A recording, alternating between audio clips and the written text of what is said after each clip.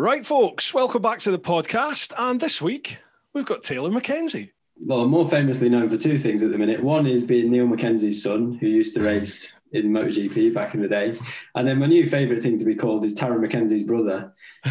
I'm a massive believer in that, in people being genuine, especially nowadays with social media. Things can get so misconstrued as to what people are actually like. And either love me or hate me, but you'll choose an opinion either way. But if you're genuine, you can stick to being who you are and you don't have to try and pretend to be someone else. 100%. And I think that's the best way to be. First one, Mark Fulcher. What is it like working with the legend, Mr.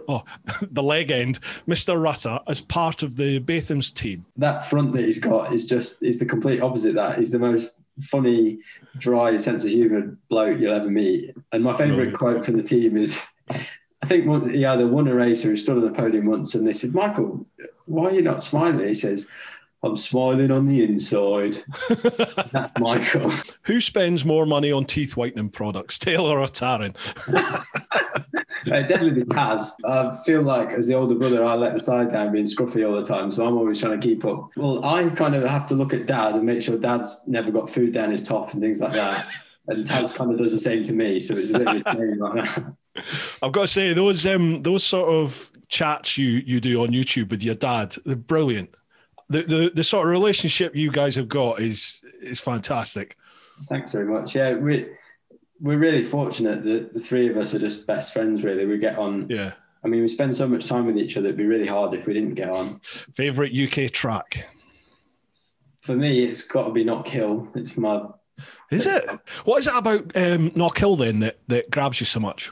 Although I've got an English accent, my childhood is still Scottish, and going back to Scotland just takes me home really to my childhood. And a lot of people don't like the wet, and a lot of the time it is sometimes wet at Knockhill, and I was racing in the wet. So yeah, I was going to say, do you enjoy riding in the rain? Obviously, yes, you do. Yeah, and it must come from years of practice at Knockhill that I've kind of become accustomed to it. Is Mad Mark in charge of your training plans for the upcoming season?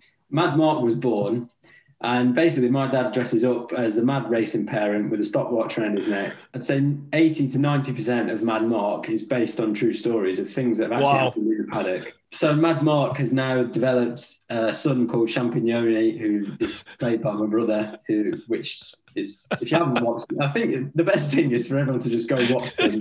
He nails it. He absolutely nails it. What bad riding habits do you wish you could stop doing? One habit I'd like to stop on track days, and I think there should be a law against this, is unless you can get within 10 seconds of Valentino Rossi, you shouldn't be able to dangle your leg going into corners. Last question from Pete. Taylor and Bruce, if you could change one thing about yourself right now, what would it be? It's a very deep question. It is. My immediate answer is very, very shallow. My bank balance at present. Yeah, that was mine as well. That was the first thing that crossed through my mind. I'm financially humiliated at the moment. Is there any particular style of training then that perhaps prepares you best for bike racing? Yeah, it's a difficult question because a lot of people, there's lots of different ways of doing it, and no one's approach is the same. So believe it or not, I'm right into my marathons, Taylor. Right. I've been training for marathons all my life, 43 years. I've been carb loading solid for 43 years. I've never actually done the running side of it, but you know. So whenever I rode that bike, it was already warm, no matter when I rode it.